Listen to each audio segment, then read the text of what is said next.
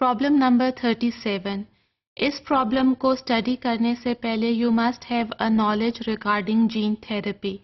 So the question regarding problem number 37 is it justified to perform essential experiments on life-threatening disease as they have potential benefits but they are risky too?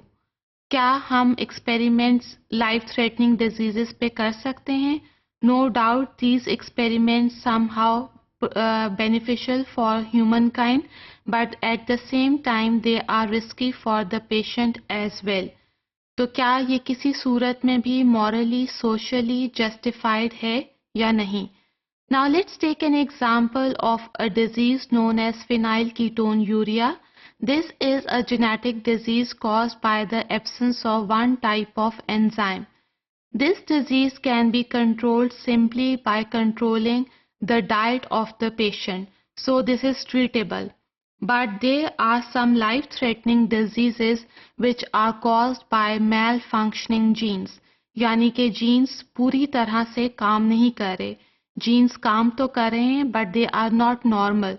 They are working at the level which is lower than the normal level.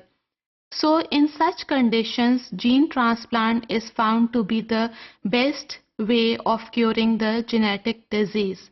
Now dealing with the gene transplant, we can face as a physician, as a scientist, we can face with three types of problems.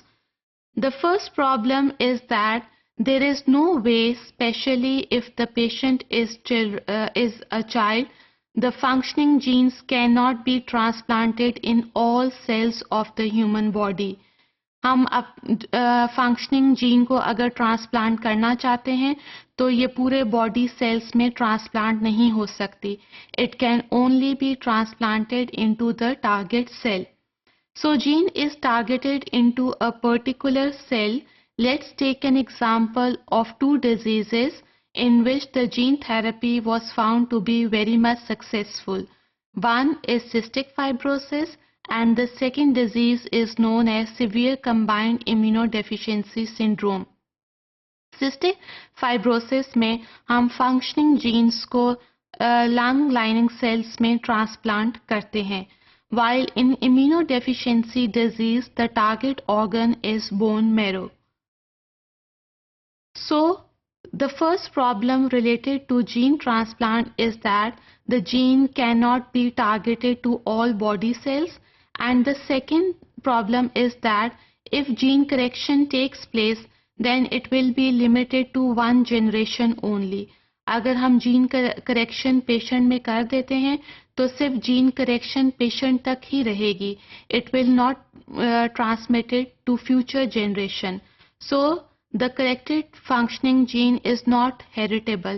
It cannot be transferred from one generation to another. So this is the basic problem that we have to face while gene transplantation. The second problem is the use of vectors. हमने जब कभी functioning gene को target cell तक पहुंचाना है, for that we have to make the use of vectors. Now, the most commonly used vectors for gene therapy are the viral vectors. Here, modified viruses are used to carry the functioning genes into the target cell. So here, viruses are again risky for the human beings.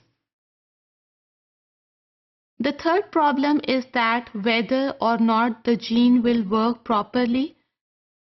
Gene अगर हम chromosome में insert कर देते हैं तो उसके बाद हमें मालूम नहीं कि जीन इंसर्शन के बाद फंक्शनिंग जीन अपना पूरी तरह काम कर रही है या नहीं.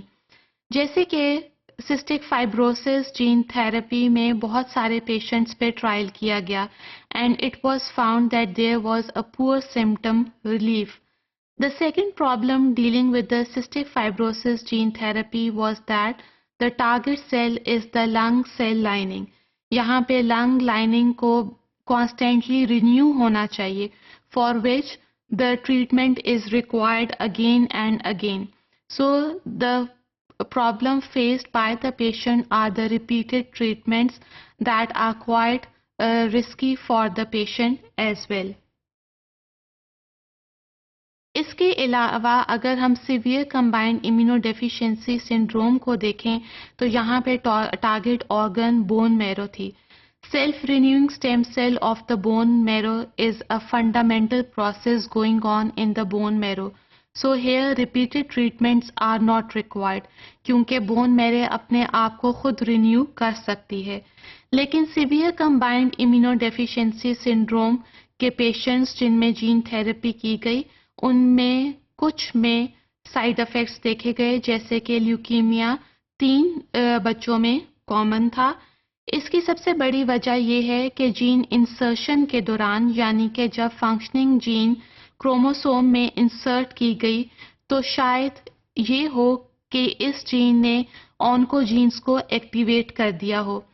Now proto-oncogenes are normally found in a normal person and through environmental factors, immunological factors or through genetic factors, proto-oncogenes can be converted into oncogenes.